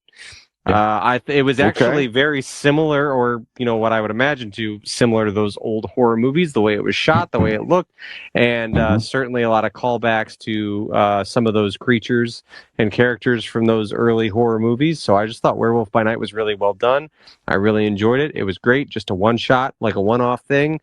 What was it, like 40 minutes or something like that? Just I don't know. Rumor very is they're going to put it back cool. out this year in color. Oh, really? Yeah. I like it in black and white, but that would, well, I mean, it was a color at the end, when, but I mean, I just thought it was really cool. I thought it was shot really cool. I thought it was a really cool vibe, and I really just enjoyed it a lot. So I put Werewolf by Night on mine as well. There you go. That's a good one. And Nick, I literally rewatched that right before this show. Did you? Tonight, yeah, because I wanted to get sort of in the spirit. It's 58 minutes long. So you said less than an hour, and like you said, I enjoyed it as much the second time around as the first time around. Like you said, there's a lot of fun elements of that. Because I didn't enjoy it. Yeah, it was good. And then the man thing is in it. The man thing is a pretty cool character and everything. Yeah. So, yeah, it was like you say, a lot of fun. Go check it out. Yep. Okay, next on my list, I've got a Bram Stoker's not a Bram Stoker, but Bram Stoker's Dracula. This is the Gary the Oldman. retelling. Gary Oldman, Mm-hmm. Keanu Reeves, Yep. Winona Ryder. Winona Ryder. Yeah, Such a good man, movie. it's just awesome, and it goes along with the book. Actually, the original Dracula is close. I haven't read the book, admittedly, but it's true to the original storyline, the original Bela Lugosi Dracula, and this is just takes it to a whole other level. Like I said, Creepy Gary level. Oldman it's phenomenal. The effects, the acting, just the whole thing is terrific. So if for some reason you've never seen the Bram Stoker's, or maybe you haven't watched it in some time, this certainly would be the season to go back and revisit that. So I think it holds up well. I think I watched it last season. So Okay. great version of Dracula, very creepy and scary. So go check out Bram Stoker's Dracula. Dean? Well, I'm going to go in the same vein as you. I'm going to go Hugh Jackman as Van Helsing. Okay. Sure. Yeah. Okay. 2004, fighting, his arch nemesis, Dracula, and all. I have that other one written various- down as well, Dino. Yep. Okay. So, kick-ass movie. I mean, it's a period piece, but still, like the weaponry they used was kind of modern-ish, right? Mm-hmm. It was fun. So Yeah. Van Helsing. Cool I watched effects it. for the time. Yeah. Yeah. Okay. I haven't seen it in a long time. What year was that again? 2004. Yeah. 2004, man. I went to a midnight showing of that actually when it came out, and then me and my friend went and got Steak and Shake afterwards in high school. It was good times. Sounds great. It All was right. great. I love hearing Yeah. about your old memories. Milkshakes and werewolves and vampires is Mhm. cool. Yeah. That's a good And night. jobs under the table. That's cute. What's next for you, Nick? This is a stretch, Sadness. admittedly. It is a stretch, admittedly. However, I'm thinking of these classic characters, and one of them, like, what Mummy adaptations were there? I couldn't help but think back to The Mummy, the Sure. original Brendan Fraser. Yep. The Mummy. I love that movie, and I've seen it a bunch of times. And I mean, they made there was a few of his Mummy Returns and all Yeah. this and that. There was spin-off, The Scorpion King, and all that stuff. Shit, the Tom Cruise just rebooted it a couple years back, Yeah. didn't he? Really? Yeah. He did. Yeah. They were trying I mean, to. it shit the bed. Yeah, that's where they were trying to do the whole new classic Dark Universe or Universal something like movies. that. Yeah. Just They wanted terrible. to start with that, but it shit the bed, so they had to like rethink all of it. Oh wow. I didn't Yep. even know about it at all. So, but Well, there you go. yeah, anyway, You're not the only one. The original, I thought was awesome. Very enjoyable, very cool plot, and just very much enjoyed The Mummy. Oh, that's good. Yeah, that definitely was a hit for him. That's for sure. Like I said, the first one fun, the other one's kind of fell off for me. The first one, right, is great. Because they got rid of Brendan Fraser. That's right. That's That's what right. They did, didn't they? What's her name? What's her? She was in all of them. She's real cute. What's her? Weiss, Rachel Weisz. Weisz. Yeah. Weiss. Yeah, Weiss. Right. Yeah. They try to branch off into Scorpion King on this and that and the other. Just But that Yeah. made, made money though. Scorpion King made quite a bit that of was money. The Rock's first. That was his first. Yeah, that full, was his 'cause breakout. his cameo was as the Scorpion King in one of Mummy Returns or something. Right. And then the Scorpion King was his movie where he was the lead and all that stuff. Okay. Very good. Bad CGI'd scorpion centaur looking man scorpion thing. Yep. Good times. Brian. One of my favorites of movies starring a Dracula, and this was in the 80s, one of my favorite 80s movies, period. Fright Night. You ever see the original Fright Night? Now, they redid it with Colin Farrell over the past, I don't know, maybe 10, 20, 15 years, something like that. But the original Fright Night was in the mid-80s. The great Roddy McDowall, who you may know from the original Planet of the Apes movies as Cornelius the Ape. Yep. Yes, good actor. Concept was the kid is a teenage kid, and he thinks The guy living next door to him is a vampire, not sure, weird behavior. He's watching, and he's a big horror movie fan. And the local host of the local network station is like a Van Helsing type character. He, on the show. So he goes to talk to him, thinking he can help determine if his neighbor is a vampire or not. Of course, he turns out to be the actual Dracula living next door, and it's all kinds of dark humor and funny moments and different things like that. So the concept is fun. Wasn't Corey Feldman, was it? No, I can't think of the kid's name. It was just I don't know if he had many roles after that, but a lot of fun, great movie. And like I said, the reboot, I think I watched the reboot. It wasn't too bad. So just the concept is fun and interesting. You think about your neighbor in the modern world being the actual Count Dracula, and you have to try to go stop him. So Fright Night, a lot of fun. Thanks. Yep. Dean? Okay, I'm going to go kind of on Nick's concept with Brendan Fraser. This necessarily wasn't a Universal Monsters movie. I thought about this back and forth, but the one character does qualify as an invisible man, but all of these characters have monster movie qualities. I'm going to go with Doom Patrol on HBO. Okay. Okay. Matt Bomer plays Negative handsome man. Okay. Yeah. Well, you don't know because he is a handsome man, but he also He's a handsome man. He doesn't. You don't see him. I mean, there's some flashbacks where you see him as him, but he's the Invisible Man or something like that. Negative Man, I guess is his name. But yeah, all of those characters have kind of that. That I think that whole series has that feel to it. So yeah, again, I don't know if it qualifies in this situation, but it's close enough. So it does not, but move along. All right. It does not. We will not allow it. However, moving on. All right. It does This is me not. not giving a shit too. So It does not. Thank you for wasting our time. Moving on. That's right. Yeah. all right, be better in your text and let's hear from the next person. That's no big deal. We clearly stated.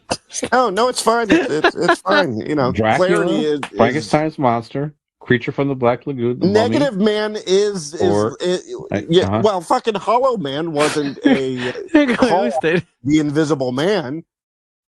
I will give you that because at least there was an Invisible Man, and there was an Invisible Man. That's okay. That's all right. It's okay. And there was a little werewolf girl at one point. All right. Okay. Can I disconnect this? Can you edit in a screen grab of the text messages so that we? Oh no, yeah. We'll put it up there prominently. I can show it off the iPad. That's okay. It's fine. Okay. No, I'm trying to bring depth and entertainment and. Yep. All right. That's right. almost as good a maneuvering as he did during the Dumbledore conversation. Right. That's right. Exactly. I'm trying to bring. Yeah. That's right. I got one more for you. Son of Kong. Now, anyway. Nick, what else you got? Is that a Universal? No. Maybe it was. I don't know, but it wasn't on the list. Go ahead. No. I've got one. I'm going to make Brian proud. You ready for this? I've got one that includes all of these characters and so many more. You. That's right. Being the good boy that I was, I followed directions and I stuck to what the text message clearly stated. Hey, but all directions.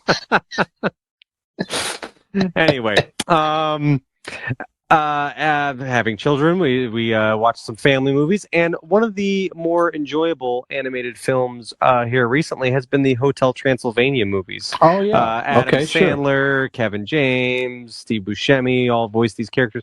Wolfman, Adam Sandler's Dracula, and we got Frankenstein. The series I haven't talked about was entertaining.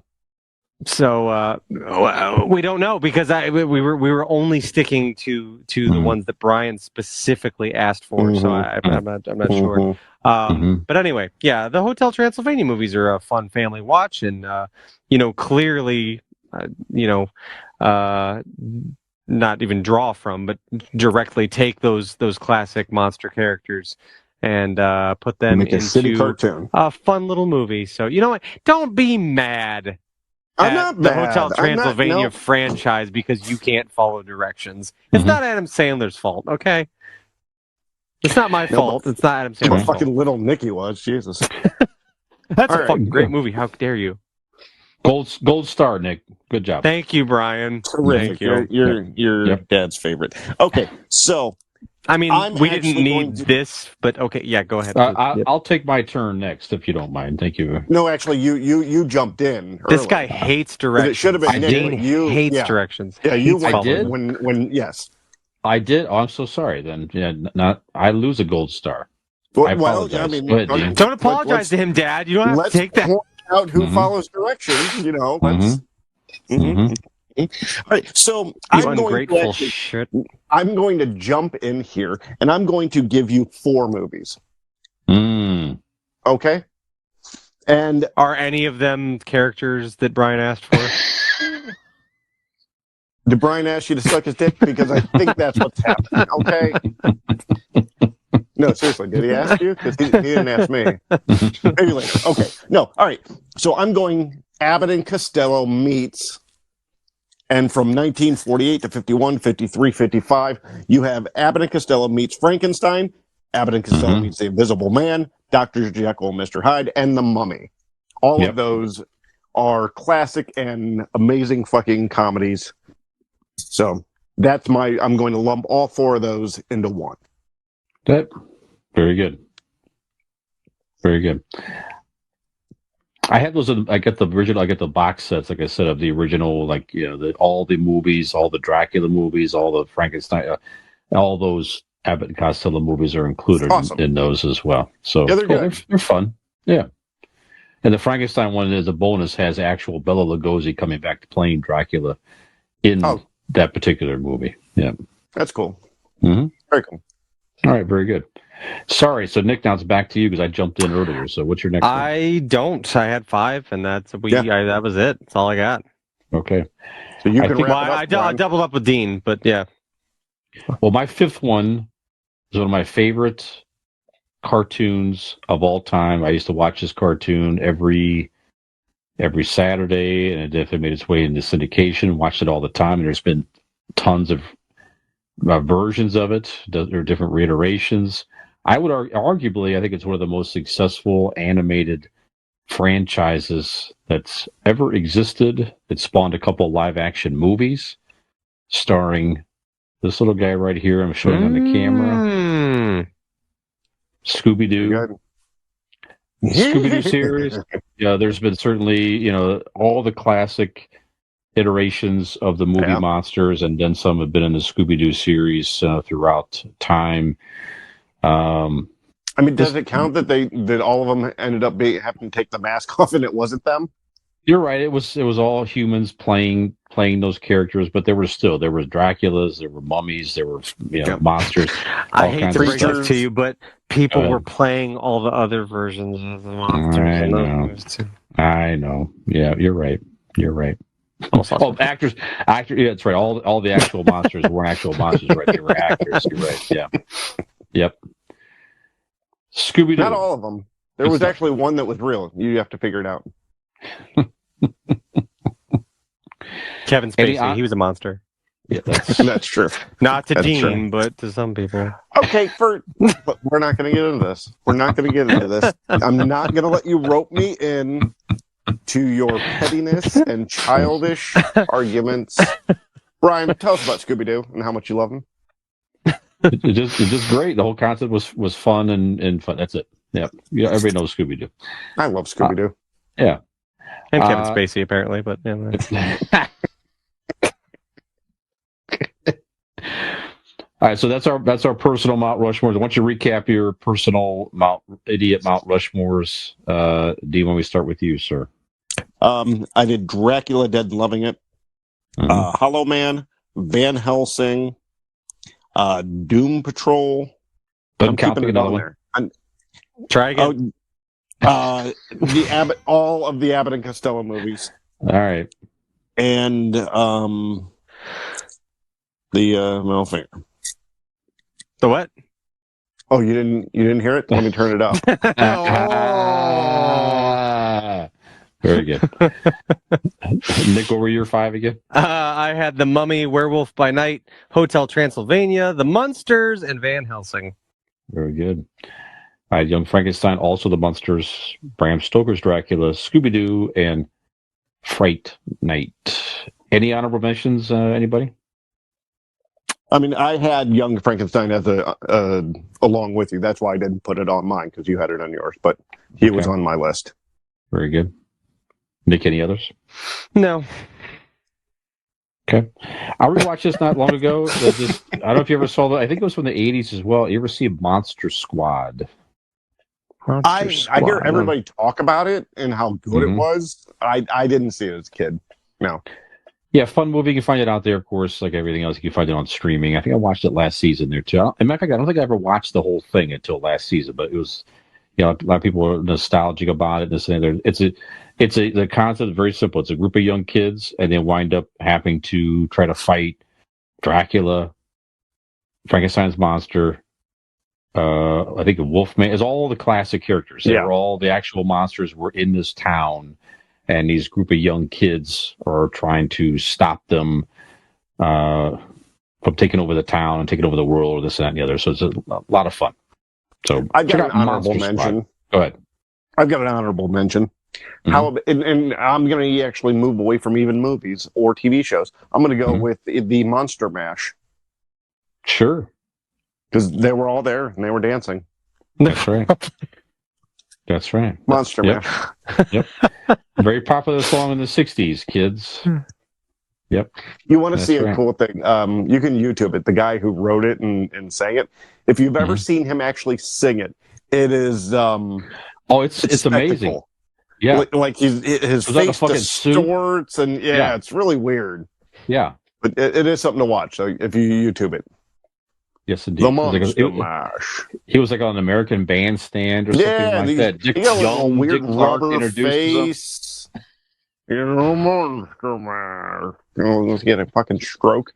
It's a little disturbing, but just bizarre. All right, well, just in general, guys. So, do you have any of these characters? Do any of them? Do you have a particular favorite of all the classic characters? What is your favorite and why? Go ahead, Dean. The cast from Doom Patrol. Next. Yep. He's being difficult on purpose, is what he's doing. That's all right. What do you think? My favorite would be honestly the Invisible Man. I like the concept. I like the concept of not being seen. I love that concept for you as well. It's good. Yes. Yeah. I like being wrapped up in bandages. I'm a fetish, so kind of really does it for me. Now, like, what is more frightening than the unknown and the unseen, right? That the killer monster type thing could be in the room with you, and you have no clue. Yep. So that's why I enjoy the Hollow Man, the Invisible Man, the negative man. There you go. That's good. That was some real terror. You're right. That was a whole different concept of terror back in its time. So absolutely, it would be scary, certainly, as a being pursued by that character, being that you can't see them. You know what I mean? Right. Like you can't. You don't even know what to run from. You don't even know where they are. Right, at least Frankenstein. You see him coming at you. Right. Growling and stuff. This guy's lurking in plain sight. Yeah. Yeah, if you've ever seen the original, go back and watch the original Invisible Man. Most of the movie was shot in a small inn. So he was on the run, and he was in a small inn. So it was really just him and the people that were staying there at the time. And I have to imagine that the effects back then was probably pretty amazing for its time. Where have just have the bandages. He takes the bandages off, and his jacket's still kind of there, and everything like that. Right, it had to have been pretty scary. So it's actually a very interesting movie. Go ahead. As we were talking, I do have a last minute honorable mention to throw in. I just thought of it as Dean was talking, and as you mentioned a few things. There was a trigger jacket there and things like that. Michael Jackson, Werewolf and Thriller. That's a That's a great great one. homage to classic horror movies, Mhm. and he turns into a werewolf at the end. He's just great makeup, great effects for the time, Oh, and what? yeah, like Michael Jackson Thriller, Are like you gonna would bust my definitely be balls there. about Doom Patrol and Because he was you a bring up Michael werewolf, J? Dean. There was a werewolf girl in that movie, and there was an invisible man. He was a wolf man. What do you want me to say? You're a wolf man. Brian, did we count it? Let's go to the judges. Does it qualify? It definitely plays homage to the original. There's no There we question go. about it. Like a There we teenage go. werewolf type character. You Absolutely. two just go off to the side Yeah. and dock with each other, and Yep. Oh, by the Well, way, this has Teen been a Wolf. great That's episode. Brian and Teen Wolf I in have it. somewhere to be. Oh yeah, Mhm. yeah, there you go. Yeah. So they get what? Any of these classic characters your favorite? Yeah. My favorite, actually, all kissing ass aside, is the one on your shirt. As a kid, Mhm. I didn't, watch these movies. You're familiar with the characters just by way of pop culture, and the Creature of the Black Lagoon was hands down the coolest one for me, just because he was the most adventurous from a creative standpoint, like as far as appearance. Like he was, Mhm. you know what I mean? Frankenstein is clearly a guy with green face paint walking like this with a flat top, and then Dracula still looks like a person. But the Creature of the Black Lagoon, there was a little more theatrics with that. I love the costume. I thought he was really cool, and this kind of like fishman thing. It was just something completely different to me at the time. So the Creature of the Black. Actually, we had a stray cat as a child. My mom couldn't resist stray cats and still can't. She just feeds them and puts food out on her porch. But there was one that I named the Creature of the Black Lagoon at the time as a 5-year-old, just because I thought it was a cool character. And but yeah, that one was always cool. I remember like seeing snippets of like swimming through the water and stuff like that, and I just thought he was. Now look, it's all campy and it's, outdated and all that stuff. But I mean, for what it was, and at the time, I just thought it was a really, certainly aesthetically, it was just a really cool character. So the Creature of the Black Lagoon was always my favorite of those classics. Yeah, very So, good. what about you, Brian? I agree with you. Definitely look cool for sure. And I didn't watch the first one until I got the box set, like a year or so. It's scary, violent. Is it? Yeah. I think deaths and stuff. He comes out of the water, kills people. It's okay. So it's a whole thing. I think for me, of all those characters, I like Frankenstein's monster in many respects. I think the look is awesome. I think it's definitely a tragic character because certainly it's not his fault that he was created. He was born into this world and he didn't want to be. And if you go back and watch the original, which is actually a very short movie, like it's only just over an hour long, was the original Frankenstein's monster. Right? Yeah, it's very I just short, watched it for the first time a couple years ago. Yeah. And the cinematography on it, for being a black and white film and for its time, was terrific. Oh, yeah. It's just awesome. It's a great film, regardless of how long it is. I agree with you. Just a tragic figure, and the first movie really portrays that very well. Yeah. Even one of his lines was, he's just a very lonely character. All he wanted to do was have friends. That's it. He just didn't know how to make friends, and he even says a line in the original movie, something like "loneliness bad, friends good," something like that. So he just was, again, just tragedy. And then the different versions of them are fun. Obviously, Young Frankenstein's a good. Herman Munster is one of the obviously terrific version of the Frankenstein's monster. A lot of fun. So yeah, just the look of him and everything I always thought was pretty awesome. And as a kid, I had a life-size Frankenstein's monster poster thing in my room. That was one of my parents always let me have weird stuff and all that. I ordered off the back of a comic book, one of those type of ads. Nice. And it took up the whole wall. I remember laying in my bed as a kid, standing in front of me here, I had this big Frankenstein's monster poster because I always thought the look of that was really cool. So there you have it. Speaking of life size, and I have the life size thing of here of Homer. Can we throw the honorable mention to many 30+ years of Treehouse of Horrors, where they've done all of those characters throughout the 30 years? Yep. And just great Halloween viewing. Just tonight too, dear. So I watched the Werewolf, by Night, and then Treehouse of Terror 34. For Christ's sake. That's crazy. Yeah. And again, each one of those well done in many respects. Yeah. 34. Amazing. All right. Well, one more thing that's amazing, guys, is you can get amazing tattoo work from our final sponsor. Go check out Golden Heart Tattoo in Norton, I just Ohio. got my new Halloween one. Did you? Look, right here, the Invisible Man. Awesome. Yeah, Right terrific. Robin That's actually did get stunning a likeness. just I did last see week that. a It's pretty Halloween kick-ass. Nightmare Before Christmas tattoo from Greg over there. Yep. I saw that. Yeah, very good work. It was the holding the dog, right? Yeah. Yep. Zero. Ghostly Yep. dog. Zero the dog. Very cool. Yeah, very good. Yeah, so you may get your own Halloween themed tattoo, otherwise a Golden Heart Tattoo. Go check them out on Facebook at Golden Heart Norton, Norton. Give them a call at 234-706-2982. Find them online at goldenhearttattoos.com. I'll be going back in early November to get more work done. Another Twilight Zone themed tattoo on the old sleeve here from our buddy Scott. So, absolutely. Beautiful. All right, guys. Well, another terrifying thing is that we've come to another end. Another episode of Convincing Idiots. That's mean right. Boys. Mean boys. That's right. Nick, maybe an iteration of any combination you wish of How about the classic. Invisible Man? Yeah.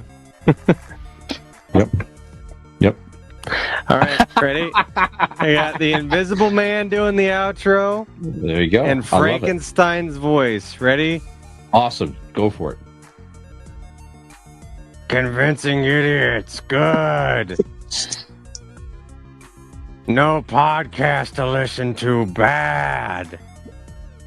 If you don't want this to be your lonely fate, then you must go to Convincing Idiots Linktree. Log your ass over to Google and type in Convincing Idiots Linktree. You can also find that information on the World Wide Web. This is an old man who had dental surgery. Convincing Idiots. .wordpress.com. So, for this episode of Convincing Idiots, I am the Frank Invisible Millennial, Nick. And he hold it. And I am Gen X Brian. Have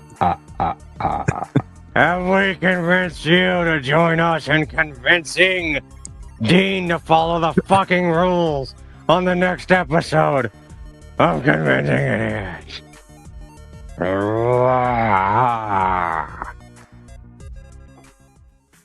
Everybody, Gen X Brian with Millennial Nick and Zennial Dean. We need more people besides Nick's mom watching us. Give us a like and subscribe.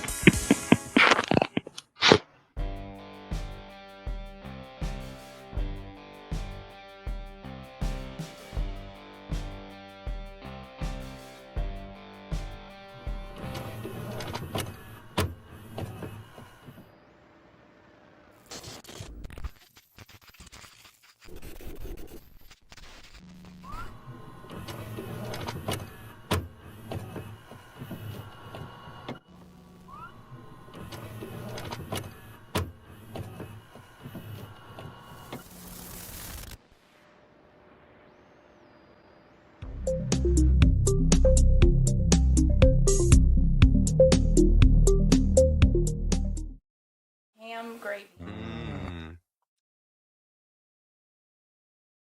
Should we recognize, I'm not really a Harry Potter fan per se, but that actor who played Dumbledore, Michael Gambon, passed away. Should we mention that or no? I don't know. Oh, the second one? I would say the guy that died, that played him first, he died. That's why they replaced him, right? I thought he was the main. I thought he was the main guy. Because there was one that was in the first movie only, and then Dumbledore was played by a different guy, right? Oh, I didn't know that. Okay. And I've never seen any of the movies. As long as you don't come to me and ask me what I think of it, you can I mention haven't it. seen him either. Yeah, because I don't know anything about him. I've never seen the movies, so Okay. If you come to me, I can bullshit my way through it, but I have nothing to say about it. Are you a fan of those movies, Nick? Harry Potter? Okay, then forget it. I won't even. It's fine. Neat. It's okay. Yeah. No, sorry. No, I mean we are a nerd podcast, right. but like in the news, you can just mention him. We'll just move on. So rest in you just peace. don't have to push. We I've don't have seen the first say something. All right, welcome back to Convincing Idiots. One of Dean's all-time actors, favorite actors, has just passed away. We need to mention. Oh. Yeah. Michael Gambon. Michael Gambon, Dean, as you were talking off camera, played Dumbledore in Harry Potter. Yeah. Those books, and then even actually, it was funny because Dean was just saying that those movies meant so much. The books meant a lot, but he actually did reverse. He was so interested in the movies that he went back and read the books. Yep. Okay. Big Harry Potter guy. Passed away at 82. So, Dean, what are your top 5 projects that Michael Gambon was in? He's such a prolific actor and such a presence on screen that I think I would do a disservice singling out one movie.